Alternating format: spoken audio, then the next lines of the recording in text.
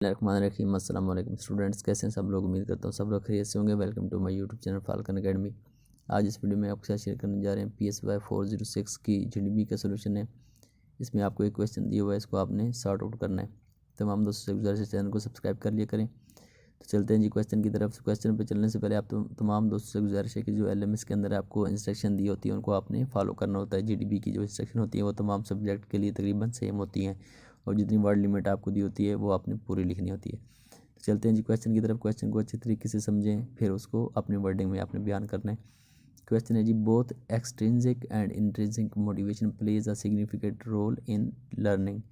आपने पढ़ा होगा कि एक एक्सट्रिंसिक मोटिवेशन होती है और एक इंट्रिंसिक मोटिवेशन होती है। ये दो किस्म की मोटिवेशन होती है और वो कह रहा है कि इन दोनों मोटिवेशन का किरदार होता है आपकी लर्निंग के अंदर, कि दोनों मोटिवेशन ज़रूरी हैं आपको कोई भी चीज़ सीखने के लिए। और आगे क्या है जी, experts have argued that educational traditional emphasis on external reward such as grades, report cards and gold stars undermines any existing intrinsic motivation that students might have. वो ये कह रहा है कि जो एक्सपर्ट्स हैं वो कहते हैं कि एजुकेशन के अंदर जो ट्रेडिशनल सिस्टम है एजुकेशन का, उसके अंदर जो एक्सटर्नल रिवार्ड्स होते हैं जैसे कि ग्रेड्स हो गए, रिपोर्ट कार्ड्स हो गए या गोल्ड स्टार हो गए, वो इंट्रिंसिक मोटिवेशन का सबब बनते हैं स्टूडेंट्स के लिए। कि जो स्टूडेंट्स होते हैं वो इंटरनली मोटिवेटेड होते हैं कि उनके अच्छे नंबर्स आएंगे, उनके रिपोर्ट कार्ड अच्छे होंगे या उनको गोल्ड स्टार मिलेंगे।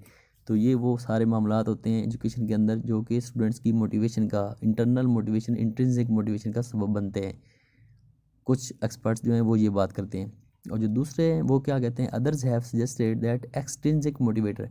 और जो दूसरे लोग हैं वो कहते हैं कि जो एक्सट्रिंसिक मोटिवेटर्स होते हैं वो स्टूडेंट्स की हेल्प करते हैं, वो स्टूडेंट्स को मोटिवेट करते हैं कि वो क्लासरूम के अंदर कॉम्पिटेंट हों या कॉम्पिटेंस दिखाएं। तो आपने क्या करना है, व्हाट इज़ योर ओपिनियन, आपकी खबर, आप इस बारे में क्या कहते हैं। आपने अपने आंसर को जस्टिफाई करना है लॉजिक के साथ और मिसालों के साथ।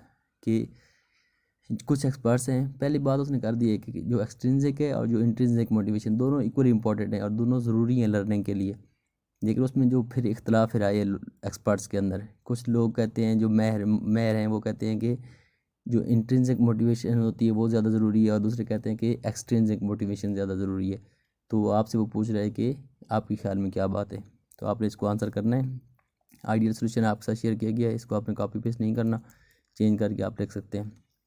आंसर है जी, सबसे पहले आपने बताना है कि इंट्रिंसिक मोटिवेशन होती क्या है और एक्सट्रिंसिक मोटिवेशन क्या होती है।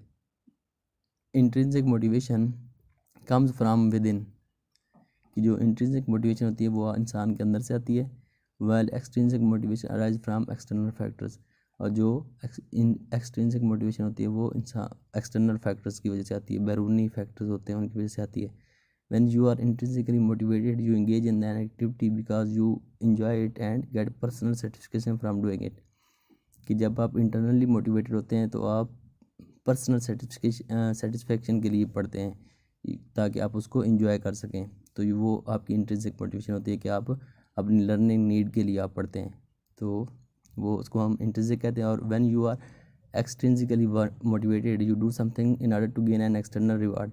लेकिन जब आप एक्सट्रिंसिक बाहर से किसी चीज़ के लिए मोटिवेटेड होते हैं कि आपको किसी कोई बाहर से रिवार्ड मिलेगा, तो उसको एक्सट्रिंसिक मोटिवेशन कहते हैं। तो इंटरनल होता है, नाम से ज़ाहिर है कि आप अपनी पर्सनल नीड के लिए या लर्निंग नीड को पूरा करने के लिए अगर आप पढ़ रहे हैं या एंजॉय करने के लिए पढ़ रहे हैं तो उसको इंट्रिंसिक कहते हैं।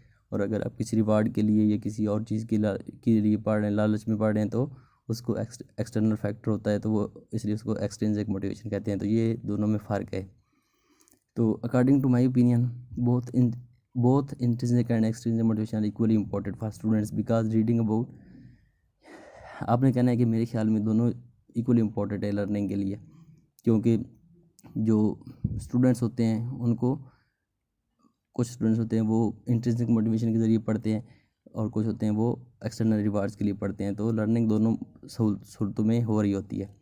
तो reading about something to receive praise from an instructor is an example of, वो आपको फिर उसने दो मिसालें दी हैं कि इंट्रिंसिक मोटिवेशन की क्या मिसाल होगी और एक्सट्रिंसिक की क्या मिसाल होगी। आपने इसको एक दफ़ा देख लेना है। आगे जी, some students learn to fulfil their internal satisfaction which is intrinsic motivation, some students learn for external reward such as grades and praise which is extrinsic motivation. कि कुछ स्टूडेंट्स होते हैं वो अपनी इंटरनल सेटिस्फेक्शन के लिए पढ़ते हैं और जो कि एक इंट्रिंसिक मोटिवेशन की एक मिसाल है। और कुछ स्टूडेंट्स होते हैं वो एक्सटर्नल रिवार्ड्स के लिए, मिसाल के तौर पर अच्छे नंबर हासिल करने के लिए या तारीफ़ हासिल करने के लिए पढ़ते हैं, तो वो एक्सट्रिंसिक मोटिवेशन की मिसाल है, क्योंकि वो एक्सटर्नल रिवार्ड्स है सारे। तो so we can say that at the end हम इसको कंक्लूड इस तरह कर सकते हैं कि इन चीज़ों की रोशनी में हम देख सकते हैं कि both types of experts because learning is equally affected by both intrinsic and extrinsic motivation.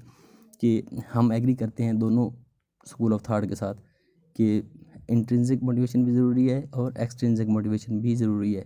हम किसी एक को फेवरेट नहीं कर सकते, क्योंकि दोनों एक दूसरे के साथ जुड़ी हुई हैं। दोनों होंगी तब आपकी इफेक्टिव लर्निंग होगी। तो इसलिए आपने दोनों स्कूल ऑफ थॉट्स के साथ एग्री करना है।